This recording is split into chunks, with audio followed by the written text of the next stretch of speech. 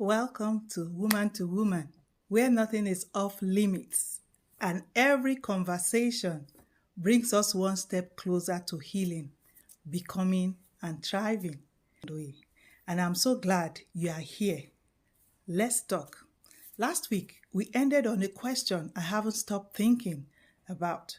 We were talking about the body, the changes, the grief, the mirror moments. And I said, if your worth was never in your waistline or your energy level, then who are you underneath all of it? I left that question sitting there on purpose, and it's not just a menopause question. A few weeks before that, we talked about the woman who carries everybody, the one who can tell you exactly what she does for her family, her job, her church, without stopping to think.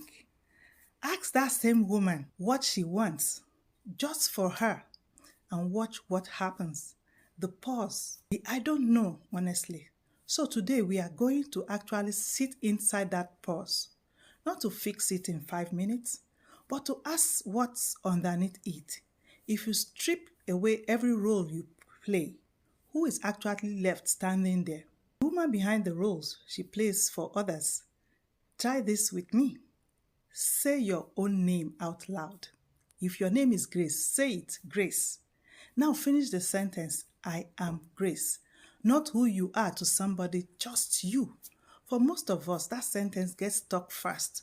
But notice what comes easily instead. I am his wife. I am the one my mother calls first. I am the friend who always shows up. Every single one of those is you, defined in relation to somebody else. That's not an accident.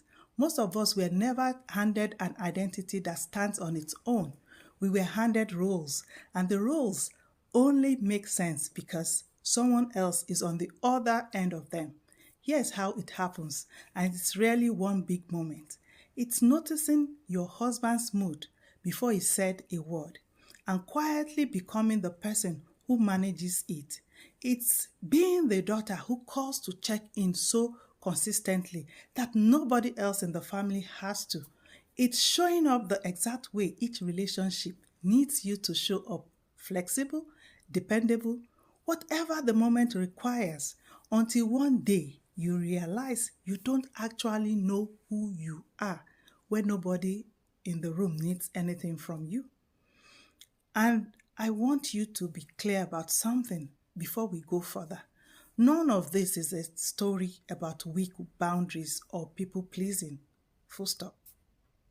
Every one of those roles can come from real love, real loyalty, and genuinely wanting the people in your life taken care of. That was never the problem. The problem is that somewhere in becoming so reliable for everyone else, a lot of us lost track of the woman underneath all those roles. Here's what I mean by underneath. Not I am productive, not I am needed. Something closer to I am a woman wonderfully made. I am someone who loves deeply. I am still becoming. Statement that would still be true even if every single role in your life disappeared tomorrow. That's the woman we are going looking for today. So if that woman we just talked about, the one who is forgotten who she is outside the role she plays for everybody else, didn't wake up one morning and decide to disappear into them, how does it actually happen? It happens in repetition, quietly, so quietly that most of us never noticed the moment something we did became something we believed we were. Let me paint you a picture. There is a girl, maybe 12 or let's say 14, and her mother is overwhelmed.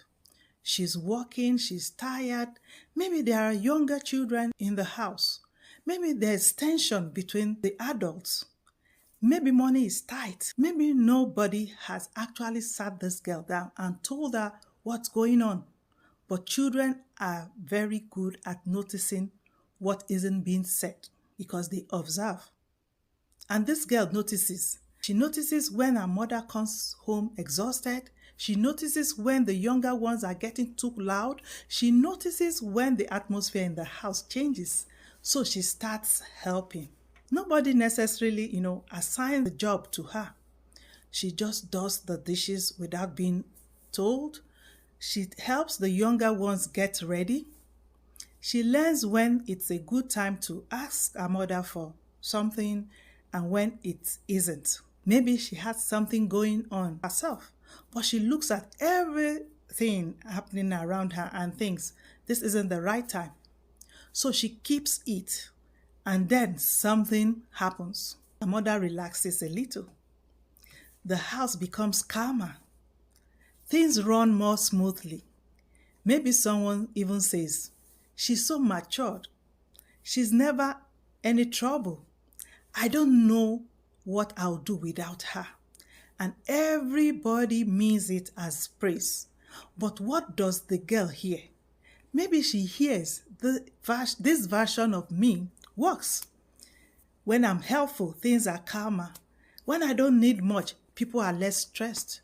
When I'm responsible, people around me are proud of me. When everybody else is okay, I feel safer too. Nobody has to say your value is in what you do for us. Sometimes life teaches that lesson without ever putting it into words.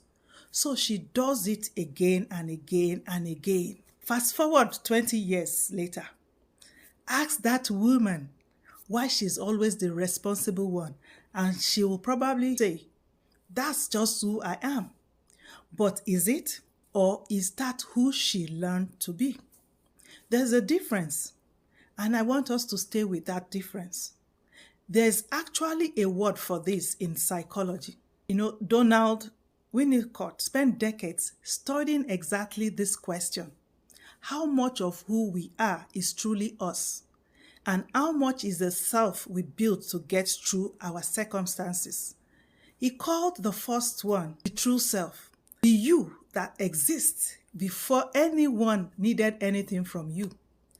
And he called the second the false self, not fake, not fraudulent, just adapted, a version of you shaped by learning very young what got you loved, what got you praised, what kept the peace, and what kept you safe. Sometimes it's the very thing that got us through. But it does mean this. Some of what feels like who I am might actually be who I learned to become. And those are worth telling apart, because sometimes we call something our personality when it may also contain years of adaptation. I've always been independent, maybe. But when did you learn that depending on somebody could disappoint you? I've always been the strong one, maybe. But when did being vulnerable start feeling unsafe? I just don't like asking people for help, okay? But what happened the last few times you needed something and nobody came? I hate conflict. That's just me. Maybe that's part of your temperament. But did you also grow up learning that peace in the room mattered more than truth in your mouth? Those are different questions. And I'm not asking them so that we can blame our childhood for everything we do as adults. I'm asking because sometimes you cannot meet yourself clearly until you become curious about what you had to become. And it doesn't only happen in childhood. It can happen inside a marriage. Imagine a woman early in her marriage. Her husband comes home tensed one evening. She sees it before he says anything. She lowers her voice. Maybe she tells the children, give daddy a minute. She decides this probably isn't the evening to bring up the conversation she wanted to have. Dinner happens. The tension passes and she thinks, good, we have avoided an argument. Nothing necessarily looks wrong with that. Relationships require consideration. Sometimes love absolutely means recognizing that your partner has had a difficult day and choosing your timing wisely. But now repeat that moment. Not once, for years. She becomes so good at reading the room that she doesn't even realize she's doing it anymore. His mood enters the house and hers adjusts. He's stressed and she becomes quieter. He is irritated, she becomes careful. He is tired, she postpones what she needs. He is fine again. Everybody can breathe. I'm sure you can recognize that. And somewhere along the way, something subtle happens. She isn't just responding to the relationship anymore. She has become the regulator of the relationship, the keeper of peace, the one who knows when to speak, when not to speak, what to bring up, what to leave alone. And if you ask her why, she may say, "That's just how I am." Again, is it? Or is that the role you became excellent at? Now take another woman. She's the friend everybody calls. Marriage trouble, you call her. Child acting up, call her. Bad day at work, call her. Somebody needs prayer at midnight, her phone rings. And she loves these people. That's important. We are not turning generosity into pathology. We are not saying caring for people is somehow unhealthy. Connection requires care. Community requires showing up. Friendship requires giving. The question isn't whether you give. The question is, do you still know how to exist in the relationship when you have nothing to give? That's different. What happens when you are the one who needs the phone call? What happens when you don't have wisdom today? When you don't want to be encouraging? When you are tired? When you need somebody else to carry the conversation? Can you still belong there? Or does something inside you immediately start saying, "Don't be a burden. She's already dealing with enough. I'll handle it." It's not that serious. I don't want anybody worrying about me. Listen to those sentences, because sometimes that's where the role reveals itself. The role doesn't only tell you what to do. Eventually, it tells you what you are allowed to need. And that's when we are moving from behavior into identity. Say yes enough times, and people begin to describe you as the dependable one, the reliable one, the easy one, the strong one, the one who never complains, the one who can handle everything and anything. And those names can feel beautiful until the day you can't handle it, until the day you want to say no, until the day you need more, until the day you disappoint somebody. Then suddenly you don't feel like you made a different decision. You feel like you became a different person, maybe even a bad person. Have you ever finally said no to something and then spent the next 3 hours feeling guilty? I have. Nobody yelled at you. Nobody threatened you. Maybe they even said okay, and you are still there wondering, was I selfish? Should I call back? Maybe I should just do it. Why? Because you weren't simply changing a decision. You were bumping into an identity. I'm the one who always shows up. And now you've done something the woman you've known yourself to be isn't supposed to do. That's why changing these patterns can feel so uncomfortable. You are not only learning a new behavior, sometimes you are grieving an old definition of yourself, and that grief is real. And there can be grief in that because it's real. You are losing the old self that you know, because these roles gave us something. The responsible one may have received respect. The strong one may have received admiration. The helper may have received belonging. The peacekeeper may have received safety. The woman who needed very little may have avoided disappointment. So when we start asking, who am I without this? We are not asking you to throw away something useless. Some of these roles helped you survive. Some helped your family survive. Some helped you build careers. Some helped you become the woman people genuinely admire today. We can honor what a role gave you without allowing it to define the whole of you. That's the distinction. Because a role is something you learn in relationship to somebody inside a particular context. at a particular point in your life and it was learned, then it can be examined. You can ask, does this still fit me? Do I still want to carry this? Am I choosing this, or I am automatically becoming the woman everybody expects me to be? And here's one I really want you to sit with. Who am I afraid I will become if I stop playing this role? If I stop fixing everything, am I still a good wife? If I stop saying yes, am I still a good daughter? If I let my children struggle with something I could solve for them, am I still a good mother? If I don't answer every call, am I still a good friend? If I say I need something too, am I suddenly selfish? Those questions tell us something. Because sometimes what keeps a role alive isn't simply that everybody else needs us to play it. Sometimes we need the role too. It tells us who we are. It gives us certainty. It gives us a place. And if you've spent 20 or 30 years knowing yourself as the woman everybody can depend on, then putting that role down, even briefly, can leave you standing in a very unfamiliar silence. And that's where today's question becomes much harder. Because once I know what I do for everybody else, once I can see the roles, once I can recognize what I've learned, I eventually have to face the question underneath all of them.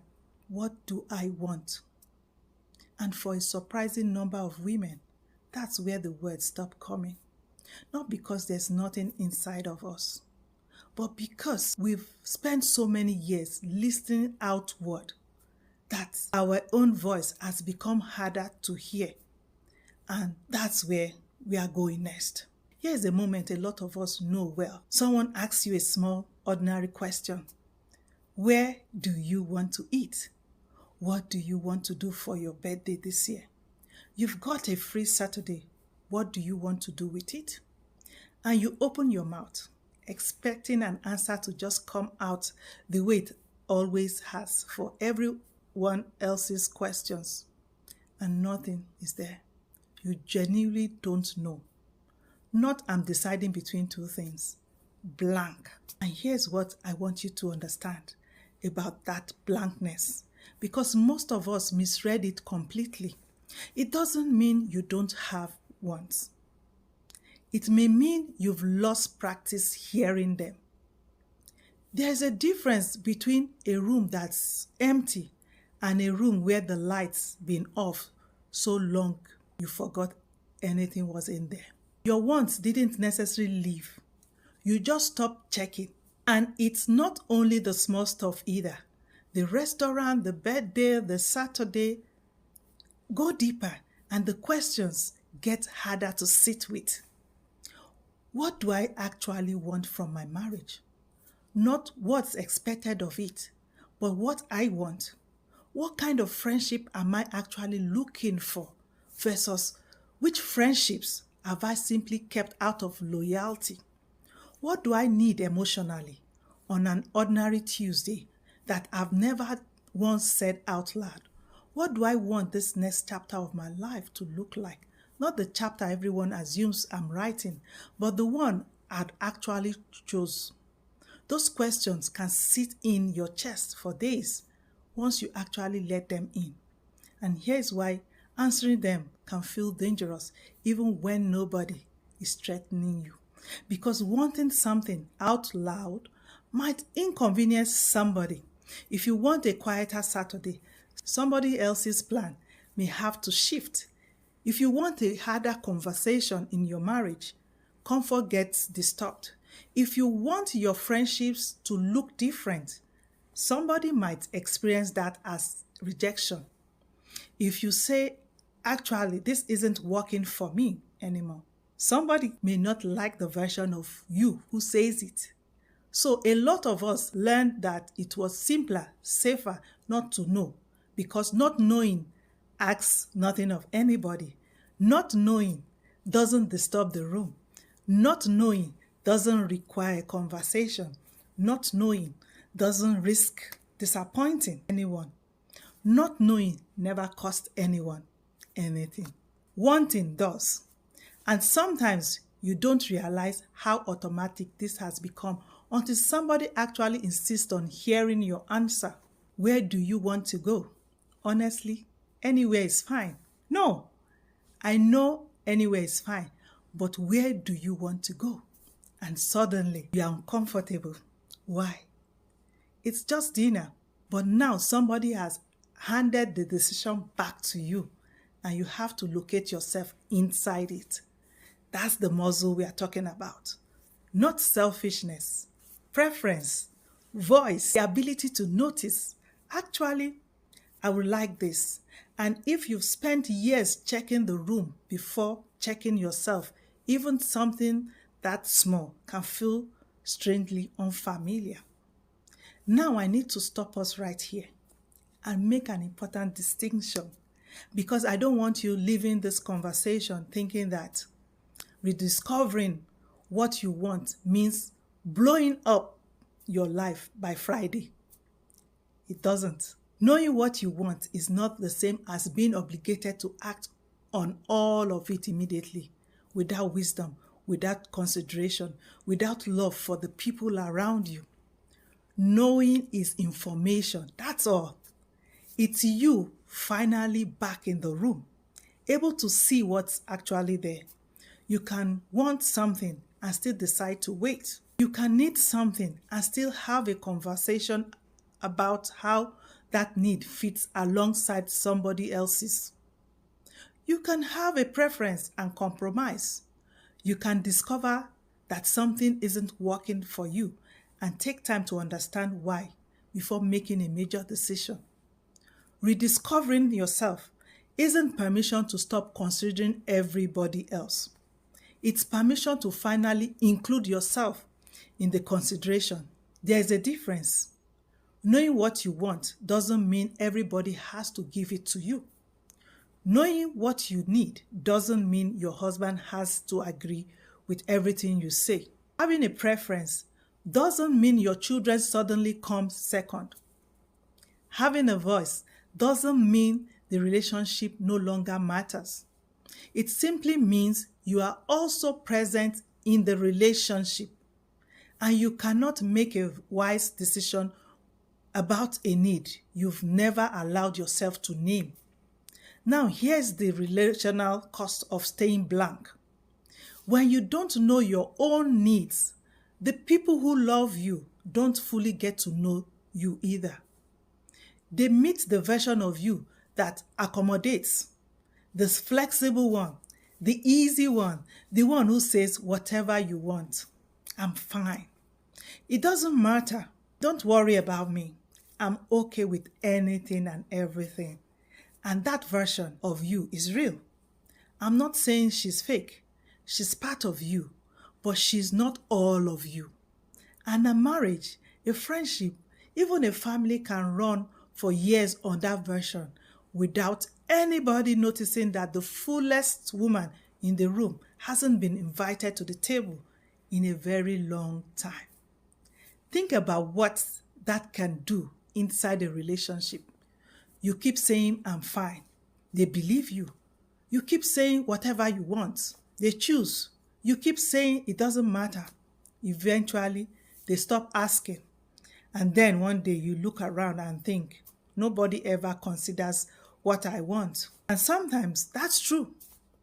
Sometimes people genuinely haven't made room for you. But sometimes there's another uncomfortable piece we have to be willing to look at. Have I been making myself visible enough to be known? Have I actually told them? Have I expressed a preference before resentment arrived? Have I said I need help before becoming angry that nobody noticed I was drowning? Have I said that hurt me instead of assuming somebody who loves me should automatically know? We are not mind readers. Those aren't questions of blame. They are questions of presence, because healthy connection cannot only be about somebody learning to read you perfectly.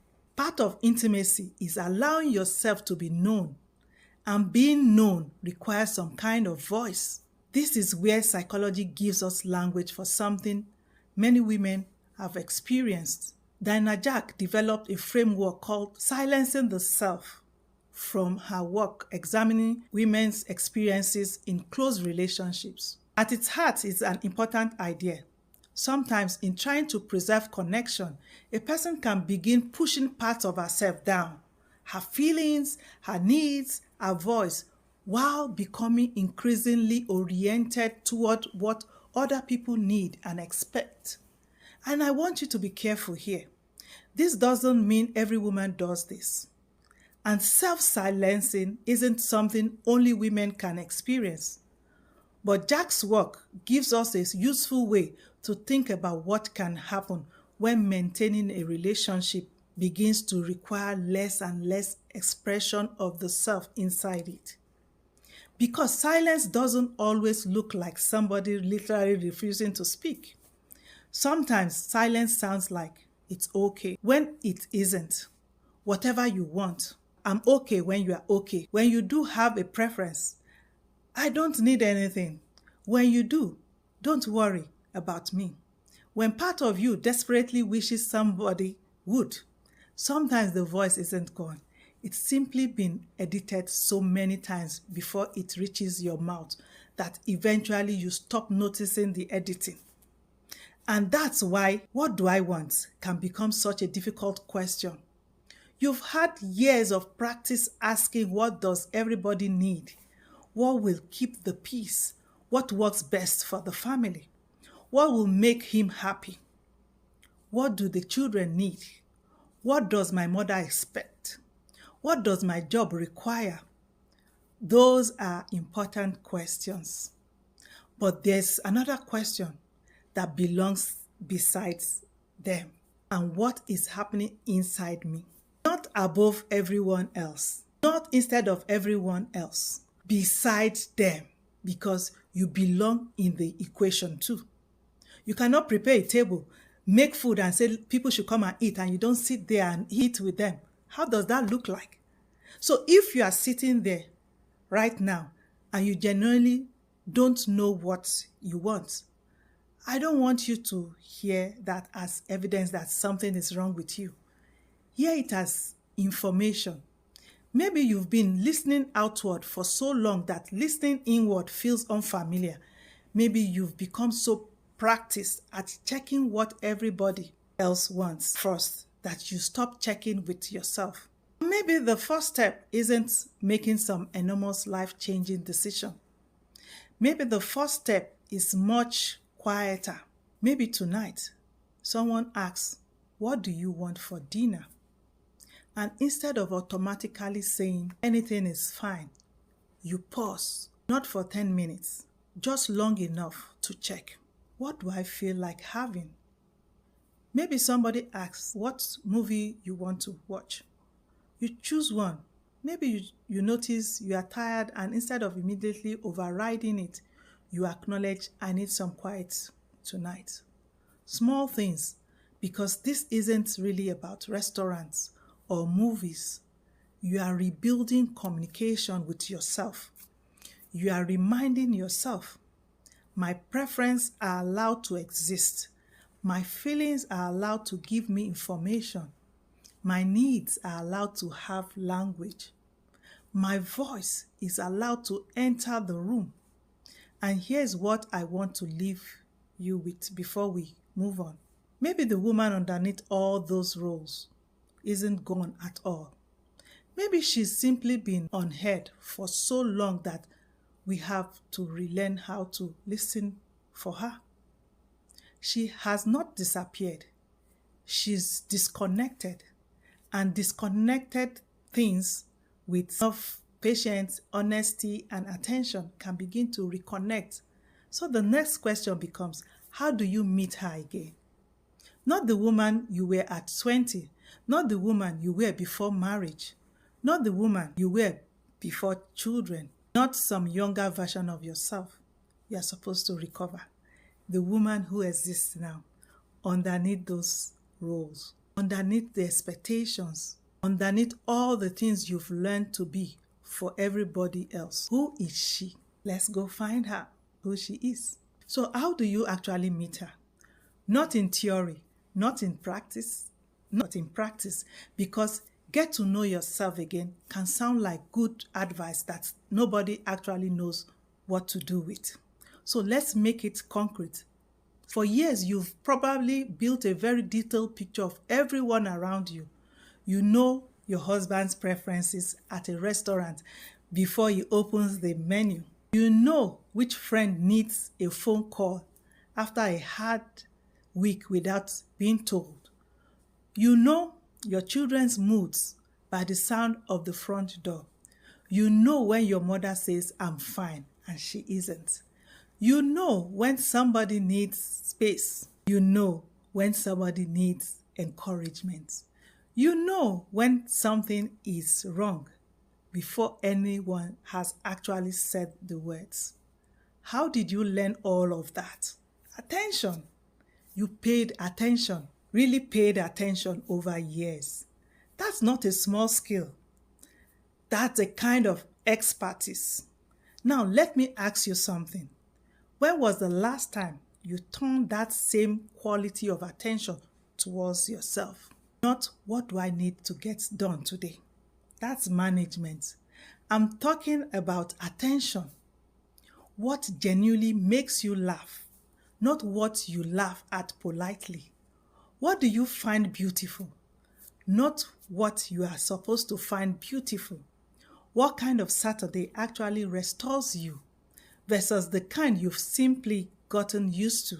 What conversations make you come alive? What leaves you feeling drained every single time? What do you believe deep down, apart from what you were taught you were supposed to believe? What still makes you curious?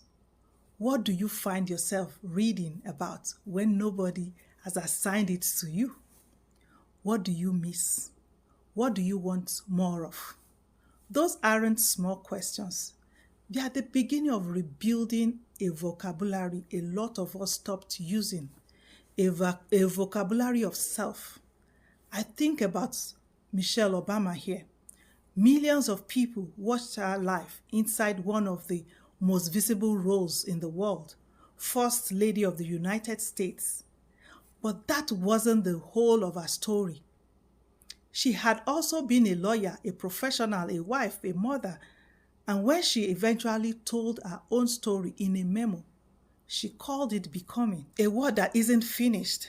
And I want to be clear. This next part is what that title means to me. It reminds me that a woman can have lived through enormous chapters, carried important titles, raised children, built a career, served other people, changed roles, and still be unfolding, still discovering, still becoming. I find that enormously freeing. Because if a life that public and that full of roles can still contain an unfinished story, yours can too. Mine can too. You don't have to arrive at 50 or 60 or at any age and say, well, I guess this isn't it. This is who I became. No, you are still becoming. So let's bring this back down from Michelle Obama, the First Lady, and memos to your actual Tuesday afternoon. Meeting the woman underneath doesn't require a retreat. It doesn't require quitting your job. It doesn't require leaving your family and disappearing somewhere to find yourself. And it doesn't require blowing up the life you've built. It's smaller than that. And that's good news because it means you can begin now.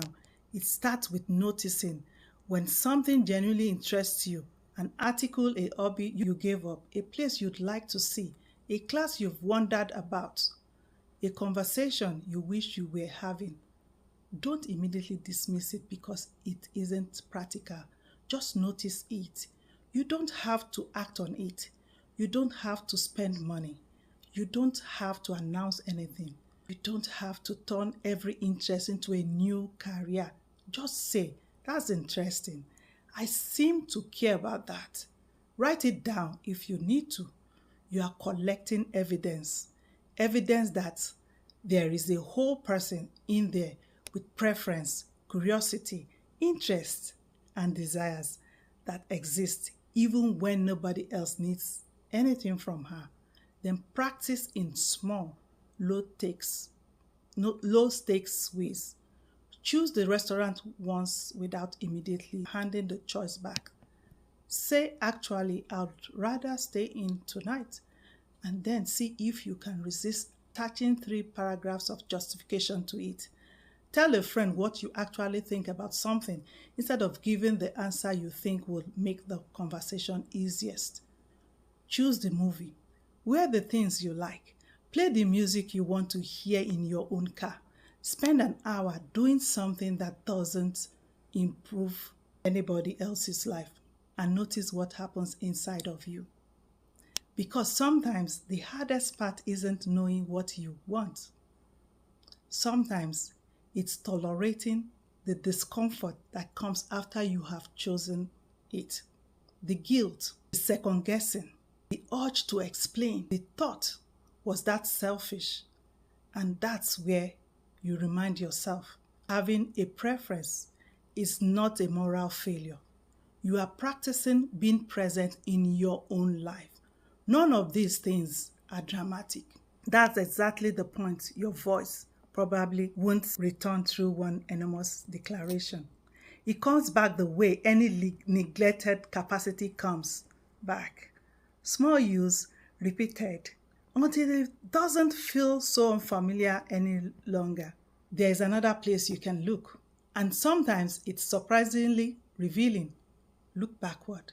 Not because we are trying to return you to 25 years, and not because the younger version of you somehow had everything figured out. She didn't. But she may leave clues. What did you once enjoy that had nothing to do with being productive? What could hold your attention for hours? What did you dream about doing before life took a different direction? What subjects lit you up in school? What did you want to learn? What did you create? Where did you imagine going? What parts of yourself became quieter as your responsibilities became louder? Some of those things may no longer fit you. Good. You are allowed to change. Rediscovering yourself isn't about recreating an old version of you, but some things may still light something up when you remember. The woman who loved to write and hasn't touched a page in 10 years. The woman who used to dance and can't remember the last time she moved simply because music made her want to. The woman who wanted to visit a particular place and has been saying one day for 20 years. The woman who loved learning but became so busy helping everybody else build their lives that she stopped asking what she wanted to learn next. Those aren't instructions. They are clues. Maybe you don't want to dance anymore. Maybe the dream you had at 20 doesn't fit the woman you are at 50. That's okay. We are not trying to resurrect her. We are asking, what does she tell me about what has always mattered to me? And then go deeper than preferences. Because knowing yourself isn't only, I like jazz, I prefer Thai food, I want to travel. Those things matter. Underneath preferences are values. What do you actually believe about how people should be treated? What kind of woman do you want to be when nobody is applauding? What does integrity mean to you? What kind of relationships do you want around you? What are you no longer willing to call love? What does a life well lived mean to you? What matters enough that you want your children not simply to hear you talk about it, but to watch you live it? And here is another question. What are you doing today that feels aligned with those values? And what are you doing simply because you've always done it? That's where this gets deeper. Because returning to yourself isn't only about doing more things you enjoy. It's about recognizing the values, voice, and desires that make your life feel like your life. And I want you to hear this clearly. The woman you are looking for isn't a stranger. You don't have to invent her from scratch. No, not at all. She's been there. She's the woman who has spent years paying extraordinary attention to everybody else. Now, we are asking her to turn some of that attention inward.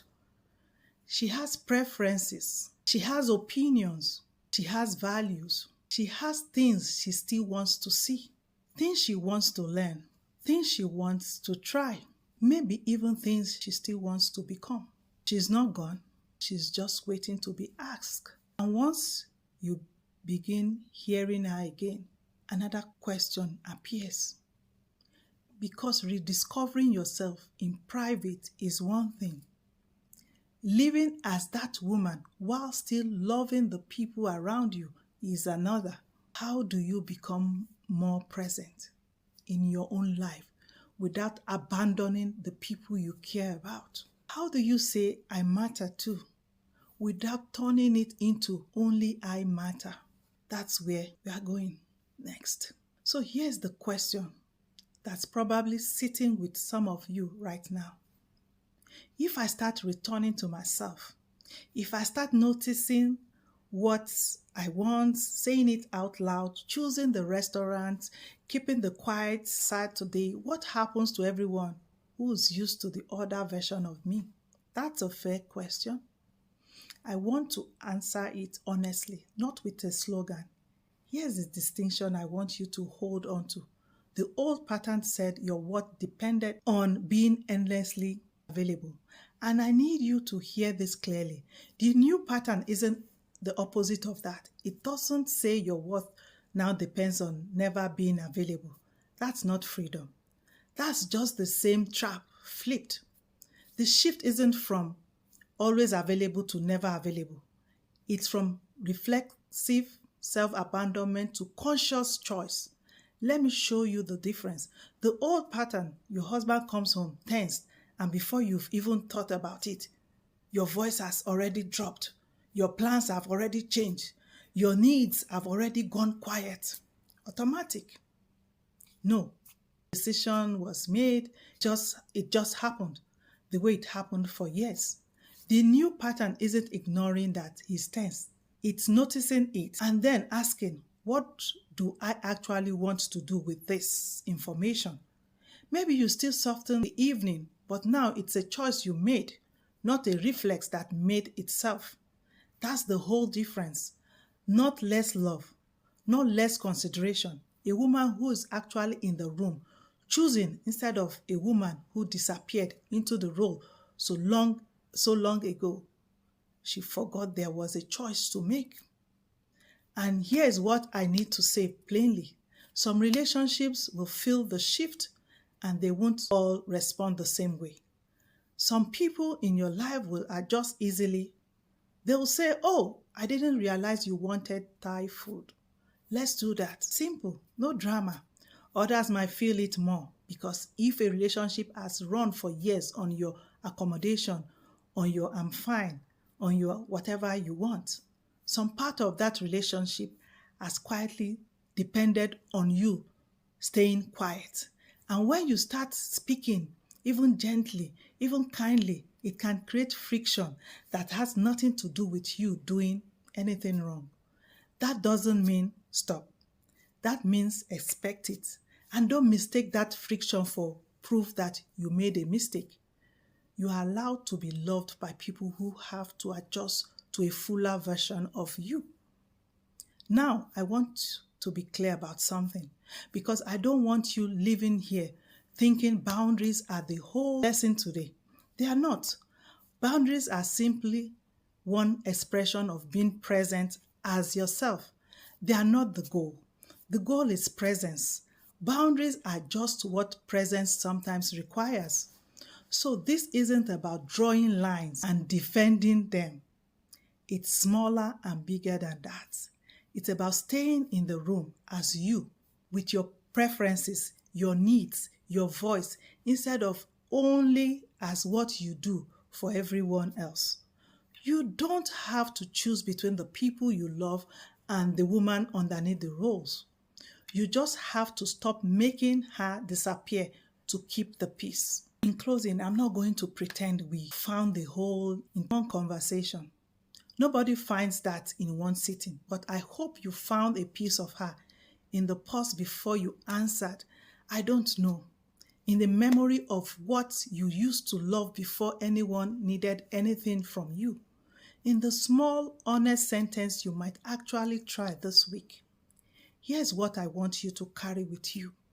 You are more than the roles you play. Wife, mother, the one everyone calls, those are real and they matter, and nothing about today asks you to walk away from them. You don't have to abandon them to find yourself underneath them. What you have to stop doing is disappearing inside them, answering to every name but your own, until the woman underneath forgets she's allowed to speak. That's not betrayal of the people you love.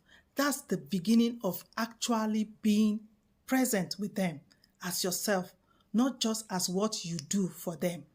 And here's the question I want to leave sitting with you, because it's the one this conversation naturally opens next. Now that you are starting to hear her again, what does it actually look like to choose her day to day without leaving anyone behind? That's where we are headed. Michelle Obama called her story Becoming. I called mine too Becoming, from surviving to thriving through the power of self-discovery and faith. Before I ever read hers, because that same truth found me in my own life long before I had language for it.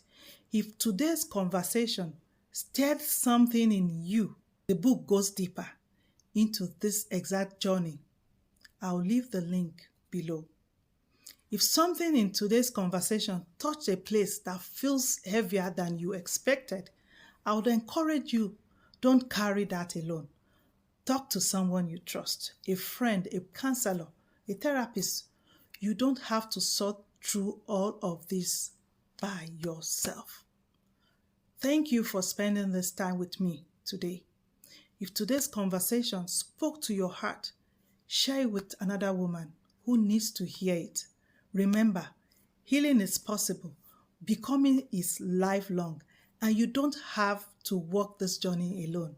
Until next time, keep healing, keep becoming, and keep thriving.